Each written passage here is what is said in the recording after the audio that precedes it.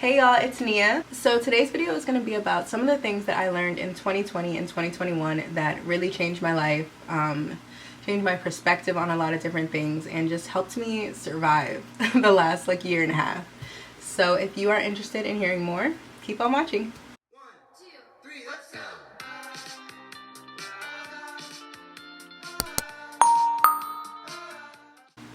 I want to give a quick disclaimer. I am in no way an expert at advice or just life in general. These are all things that I'm still learning, that I'm still applying to my life, but they helped me, and so I want to share them with everyone else or anyone who's watching.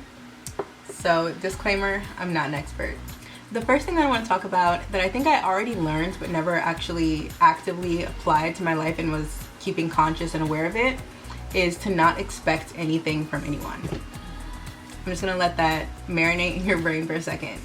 So I think I was watching something that had to do with Oprah, because Oprah is the queen, obviously.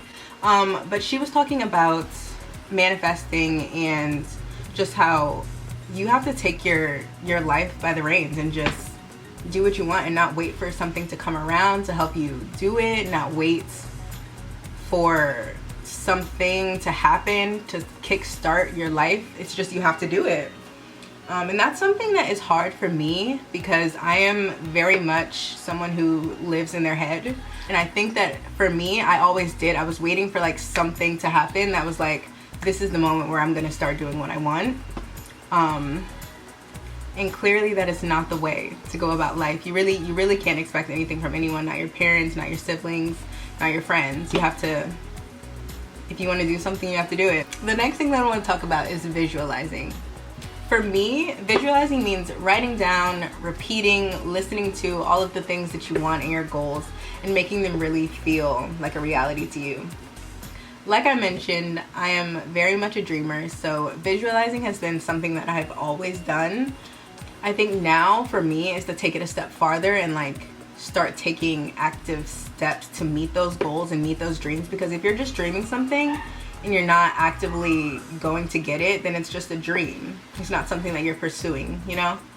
So for me, now it's actually pursuing my dreams and not only knowing that they're real and that they're gonna come true, but taking steps to help further that and help implement that in my life.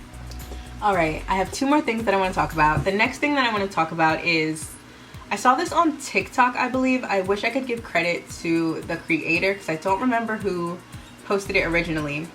But in the TikTok, he was talking about how the only people that you need to please are the young you and the older version of you. So you when you're 8 and you when you're 80. This is something that truly stuck with me because, like I said, I feel at some points in my life, I was kind of just waiting for something to kickstart my life, kickstart my career. And I was kind of just waiting around for that to happen. And so when I heard this, I was 8-year-old me had so many dreams. She wanted to do so much. She thought she was going to be a pop star. She thought she was going to be a freaking pet doctor, a veterinarian. Then you think about 80-year-old you. And it's when I'm 80, if I didn't try the things, if the only thing holding me back from doing the things that I wanted to do was fear, then when I'm 80, what am I gonna say? All I'm gonna think about is all of the things that I wished I would have done. And that's not the life that I want to live personally.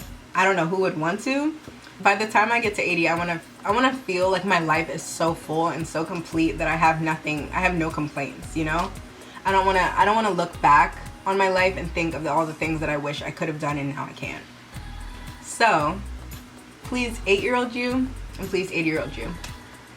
Okay, so the last thing that I want to talk about truly changed my life, changed my perspective on just relationships, on so much in general. Alright, so I want to give complete credit to the creator who put this into the world. So this came from Daniel Sloss. He had a Netflix live comedy show that I watched.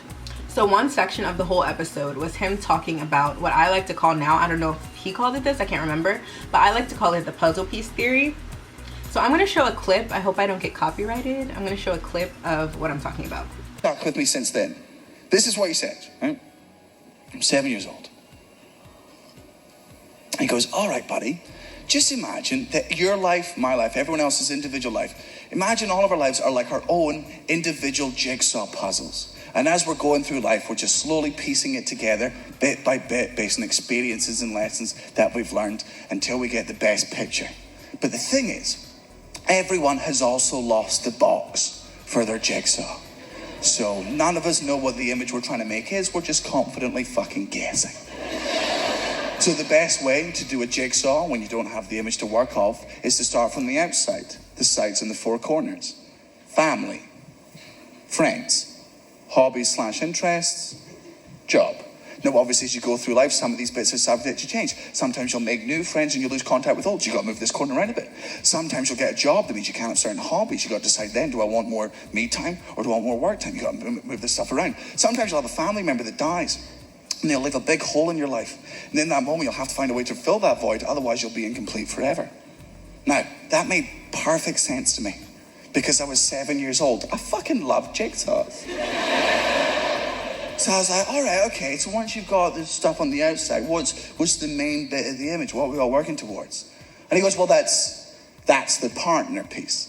You want this perfect person who you've never met before to come out of nowhere, fit your life perfectly, complete you, and make you whole for the first time in your life, much like your mother did for me. 7 years old. I wish he just said, ice cream, and we could have fucked off. And when you raise children in that world where everything points towards love and everything's perfect on the outside, when you raise them for 18 fucking years, when we become an adult for the first time in our late teens and our early 20s, we're so terrified, we're so trying to be an adult that some of us will take the wrong person, the wrong jigsaw piece and just fucking jam them into our jigsaws anyway, denying that they clearly don't fit. Oh. So basically the whole premise of what he was trying to say is that we can't expect people who come into our lives to fit perfectly into our puzzle. It just always doesn't work like that.